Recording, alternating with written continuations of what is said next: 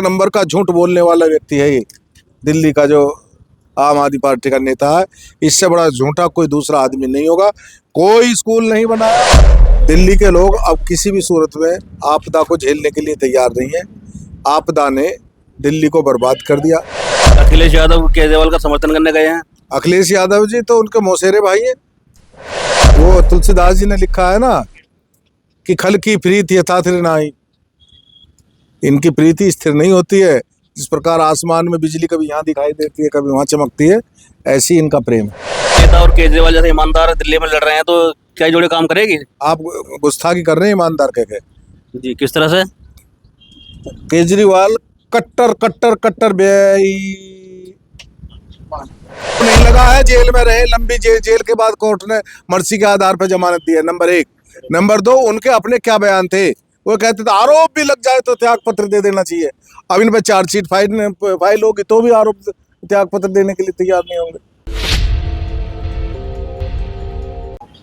उत्तर प्रदेश में कुंभ का आयोजन किया जा रहा है और दिल्ली में भी चुनाव आ रहे हैं। इस बारे में हमसे बात करने के लिए उत्तर प्रदेश सरकार के कैबिनेट मंत्री सुनील शर्मा हमारे साथ मौजूद हैं। आइए उनसे जानते हैं। मंत्री जी, उत्तर प्रदेश में कुंभ का आयोजन किया जा रहा है और इसमें भगदड़ मच चुकी है, इस बारे में आप क्या कहेंगे? उत्तर प्रदेश में महाकुंभ का आयोजन है जो अपने आप में दिव्य और अलौकिक है। दुर्घटना कहीं भी घट सकती है, ऐसी एक दुर्घटना घटी, लेकिन प्रशासन ने बहुत मुस्तैदी के साथ उसको तत्काल ही संभाल लिया। जो मृतक हुए हैं उनके परिजनों के प्रति सरकार की, हम सबकी बहुत गहरी संवेदना है और हमें उस पर दुख है, भारी पीड़ा है। लेकिन उनके परिजनों के लिए सरकार ने 25-25 लाख रुपए मुआवजा देने की घोषणा की है। जिनके उपचार चल रहे थे, ज़्यादातर लोग ठीक होकर के जा चुके हैं और उसके बाद करोड़ों लोगों ने वहाँ स्नान किया है। लोग आस्था की डुबकी लगा रहे हैं। विपक्षियों द्वारा इस भगदड़ को अव्यवस्था और वीआईपी कल्चर का कारण बताया जा रहा है। रात के 2:30 बजे कौन सी वीआईपी कल्चर थी वहाँ? विपक्ष के द्वारा फैलाई गई अफवाह भी हो सकती है। एक वीडियो वायरल हो रहा है जिसमें एक इंस्पेक्टर द्वारा खाने में दाग डाली जा रही है और इसको लेकर अखिलेश यादव ने भी ट्वीट किया है। तो इस बारे में क्या कहेंगे? क्या मैंने नहीं देखा वो वीडियो।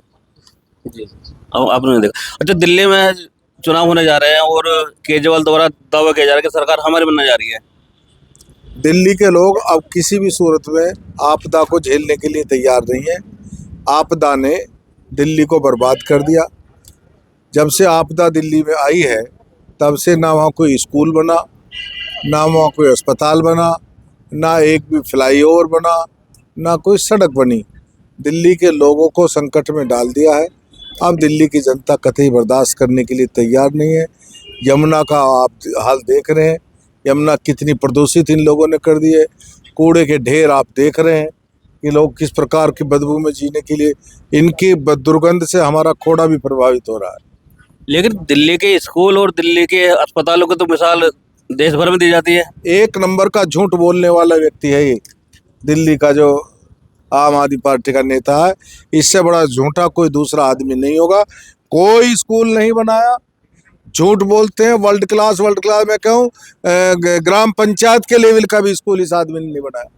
आप झूठा बता रहे हैं और यूपी से अखिलेश यादव केजरीवाल का समर्थन करने गए हैं। अखिलेश यादव जी तो उनके मौसेरे भाई हैं। अच्छा, ये क्या वजह है कि यूपी में तो ये कांग्रेस के साथ हो जाते हैं और दिल्ली में कांग्रेस के खिलाफ हो जाते हैं अखिलेश यादव? वो तुलसीदास जी ने लिखा है ना कि खल की प्रीति यथा स्थिर नाई। इनकी प्रीति स्थिर नहीं होती है। जिस प्रकार आसमान में बिजली कभी यहाँ दिखाई देती है कभी वहाँ चमकती है, ऐसी इनका प्रेम है। तो बीजेपी किस आधार पर वहाँ दिल्ली में जीतने की बात कर रही है? बीजेपी ने 7 सीट लोकसभा चुनाव में वहाँ जीती। जनता ने मोदी जी के प्रति अपना समर्थन व्यक्त कर चुकी है और अब हम फिर जीतेंगे। अखिलेश यादव जैसा युवा नेता और केजरीवाल जैसा ईमानदार दिल्ली में लड़ रहे हैं तो क्या जोड़े काम करेगी? आप गुस्ताखी कर रहे हैं ईमानदार कह के। जी, किस तरह से? केजरीवाल कट्टर कट्टर कट्टर नहीं, किस आधार पर बेईमान बता रहे हैं? क्या उनका बेईमानी साबित हुई है? जेल से जमानत पे छुटका है। सारी कैबिनेट जेल गई है। भ्रष्टाचार के मामलों में गई है, घोटालों के मामले में गई है। यही केजरीवाल थे जो कहते थे आरोप लगने पे ही त्याग पत्र दे देना चाहिए। लेकिन इस पर तो ये कहते हैं विपक्षियों द्वारा सरकारी एजेंसियों का दुरुपयोग किया जा रहा है। इस कट्टर ईमानदार या कट्टर बेईमान लोगों से पूछिएगा कि ये अपनी पुरानी कैसेट दिखाएं क्या बोला करते थे। ये जो ये अन्ना आंदोलन जब हुआ था, जब इन्होंने अपना दल बनाया था, तब ये कट्टर लोग क्या बोलते थे।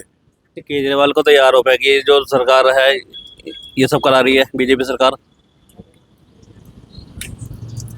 तब क्या बोलते थे? नहीं, जो आप बोल रहे हैं आप नहीं, तब कुछ और अब कुछ और। नहीं यार, खाली तब सिर्फ कुछ और। सिर्फ आरोप लगा रहे हैं, तो आरोप वो आरोप नहीं लगा है, जेल में रहे लंबी जेल के बाद कोर्ट ने मर्सी के आधार पर जमानत दी है, नंबर 1।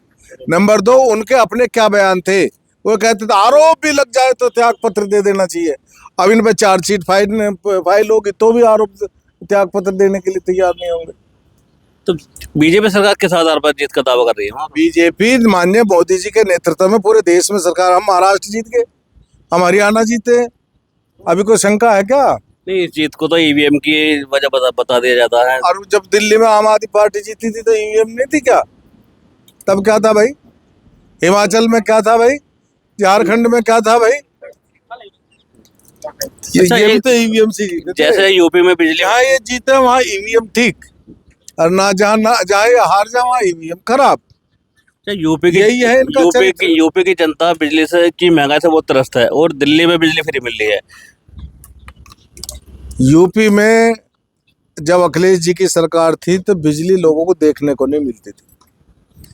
बिजली चली गई ये कोई खबर नहीं थी, बिजली आ गई ये खबर बनती थी। अब बिजली चली जाती है तो खबर बनती है कि आज बिजली चली गई। लेकिन विकास की तो कोई बात हो नहीं रही। जिसे भी देखो दावा फ्री का, बीजेपी अपने फ्री का दावा कर रही है। वो कोई कहता 2100 देंगे, कोई कहता 3100 देंगे, तो ये फ्री का।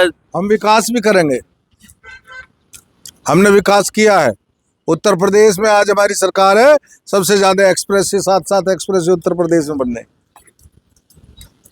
ऐसा नहीं है, हमने किसानों का कर्जा भी माफ किया है, तो हमने एक्सप्रेस वे भी बनाए। हमने कॉलेज भी खोले, हमने मेडिकल कॉलेज भी खोले, हमने हॉस्पिटल भी खोले। चुनाव से पहले तो बीजेपी केजरीवाल के फ्री के खिलाफ थी सब चीजों के, लेकिन जहां चुनाव नजदीक आया और देखा कि केजरीवाल फ्री का दावा कर रहा था, बीजेपी भी उसी डरे पे चल पड़ी। चुनाव का घोषणा पत्र हमने जारी किया है और उसमें जो घोषणाएं की उन्हें हम पूरा करेंगे। फ्री जनता को फ्री दिया जाएगा, जो घोषणाएं की है वो पूरा करेंगे। तो घोषणा यूपी में क्यों नहीं करते? आपकी बिजली फ्री करे, फ्री रेट कम कर दिया जाए। कहाँ? यूपी में, अब यूपी की जनता जब चुनाव आएगा तब यूपी की बात करना। यूपी में हमने बदमाशों को पहुंचा दिया ऊपर, नहीं, बदमाशों के अलावा इलाज कर दिया गुंडों का। बदमाशों के अलावा बिजली की समस्या है, महंगाई कौन की। कह रहा है बिजली की समस्या? महंगाई की, बिजली महंगी है, महंगाई की? सात कौन कह रहे हो? यूनिट है। बताओ, एक आदमी बताओ मेरे को बिजली की महंगाई की समस्या है? महंगाई की कोई समस्या ही ना है। और आप कह रहे हो, यूट्यूबर्स कह रहे हैं।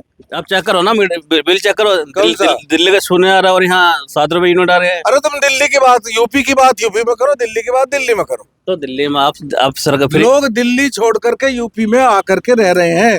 जी, दिल्ली के मकान बेचकर गाजियाबाद में आकर के मकान रह रहे। अगर यहाँ बिजली महंगी होती तो न रहती। तो आप दिल्ली हमारी बिजली उनसे सस्ती है। आप दिल्ली में सरकार बनाने जा रहे हैं। हम दिल्ली में भी सरकार बनाएंगे और जहाँ राज्यों में जहाँ चुनाव होंगे वहीं सरकार बनाएंगे।